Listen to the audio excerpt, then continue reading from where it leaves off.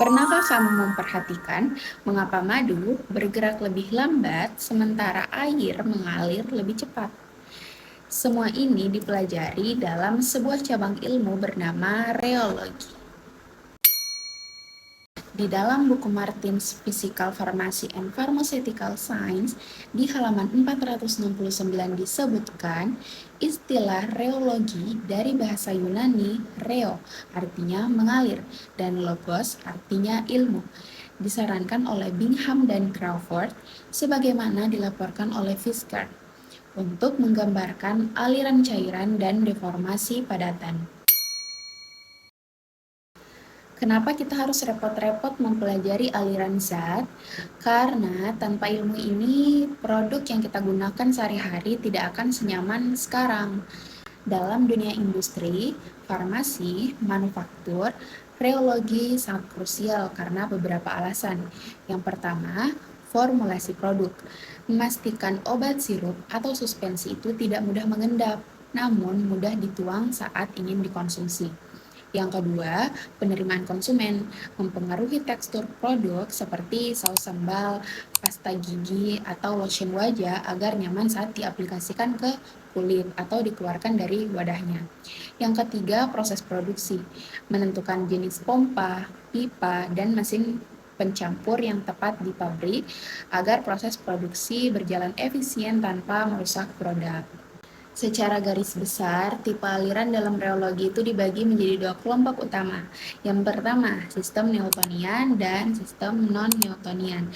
Dalam jurnal kesehatan dan ilmu medis dikatakan bahwa setiap sediaan farmasi memiliki karakteristik aliran yang berbeda dan secara umum dapat diklasifikasikan menjadi dua kelompok utama, yaitu aliran Newtonian dan aliran non-Newtonian. Aliran Newtonian dianggap sebagai model aliran yang ideal. Umumnya ditemukan pada pelarut murni, campuran pelarut, serta larutan sejati.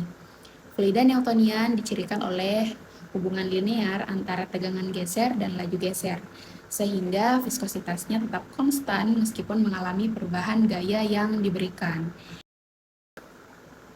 Sebagai kesimpulannya, untuk sistem Newtonian itu, cairan yang viskositasnya atau kekentalannya tetap konstan, tidak peduli seberapa besar gaya atau tekanan yang kita berikan.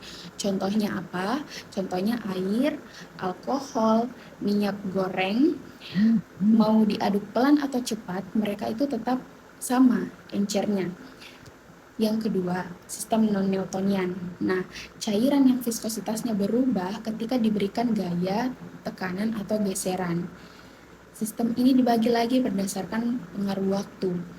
Yang pertama, tidak bergantung waktu atau dikenal dengan time independent. Dibagi lagi menjadi aliran plastis, contohnya pasta gigi, aliran pseudoplastis, contohnya saus tomat dan kecap, aliran dilatan contohnya campuran tepung maizena dan air. Kemudian yang kedua bergantung waktu atau dikenal dengan time dependent.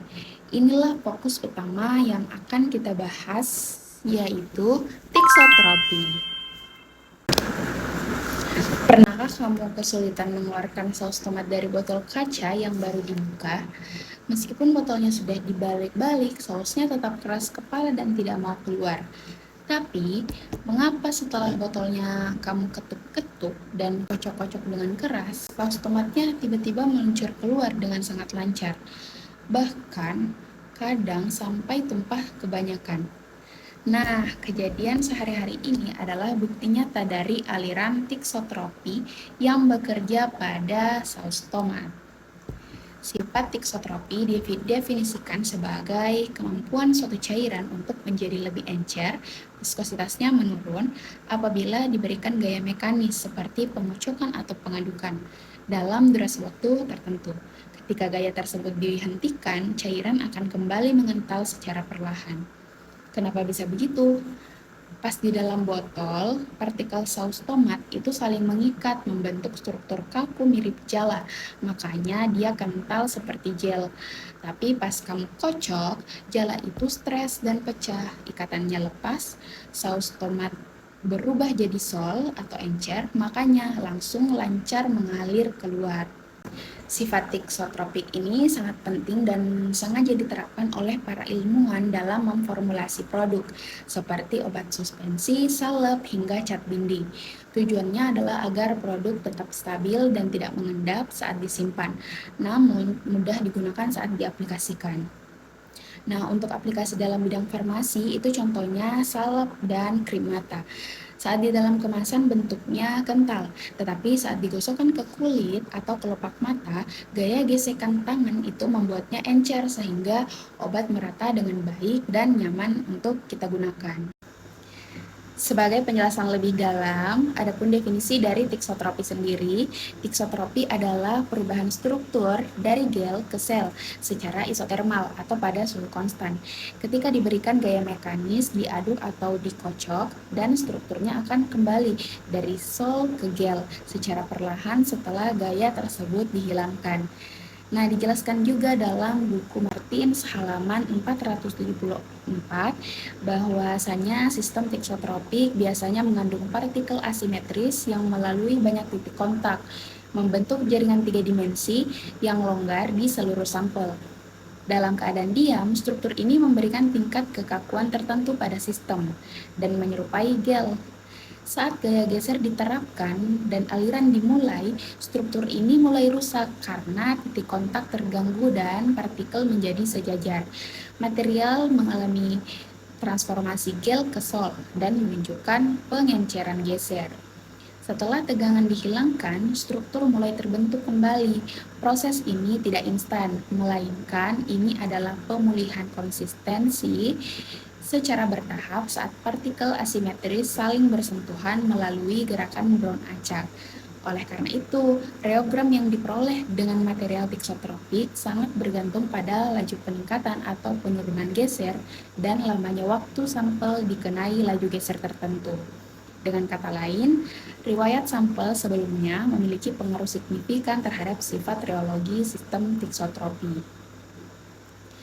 Kemudian, ada 3 tahapan siklus tiksotropi atau 3 kondisi struktural, yaitu yang pertama, kondisi istirahat atau diam dalam struktur gel, status kekentalannya maksimal atau sangat kental. Kondisi internalnya, partikel-partikel di dalam zat saling berikatan erat membentuk jaringan 3 dimensi seperti jala yang kaku dan mengurung cairan. Yang kedua, kondisi diberi gaya geser atau pengadukan. Nah, struktur sol disebut struktur sol. Status kekentalannya minimal atau sangat encer. Kondisi internalnya, gaya mekanis, dikocok ataupun diaduk memecahkan jaringan jala tersebut. Partikel-partikel lepas dan berbaris searah dengan aliran, sehingga cairan terbebaskan dan zat menjadi encer. Yang ketiga, kondisi pemulihan atau didiamkan kembali atau recovery. Status kekentalannya proses transisi dari encer kembali ke kental. Kondisi internalnya setelah gaya dihentikan, partikel bergerak acak secara mandiri atau gerak Brown, saling bertabrakan dan perlahan-lahan merakit kembali struktur jala yang sempat rusak tadi. Sebagai kesimpulan materi aliran tiksotropi ini, dikatakan bahwa siklus aliran tiksotropi ini melibatkan perubahan struktural bolak-balik yang berjalan dalam 3 tahapan, dimulai dari kondisi diam berbentuk gel yang kental berubah menjadi sol yang encer saat dikocok dan memasuki tahap pemulihan untuk kembali menjadi gel secara perlahan saat didiamkan. Demikianlah pembahasan mengenai aliran tiksotropi yang dapat saya sampaikan. Semoga informasi ini memberikan wawasan baru dan bermanfaat bagi teman-teman sekalian. Terima kasih atas perhatiannya. Saya Mutia Rizky Ibrahim, pamit undur diri. Wassalamualaikum warahmatullahi wabarakatuh.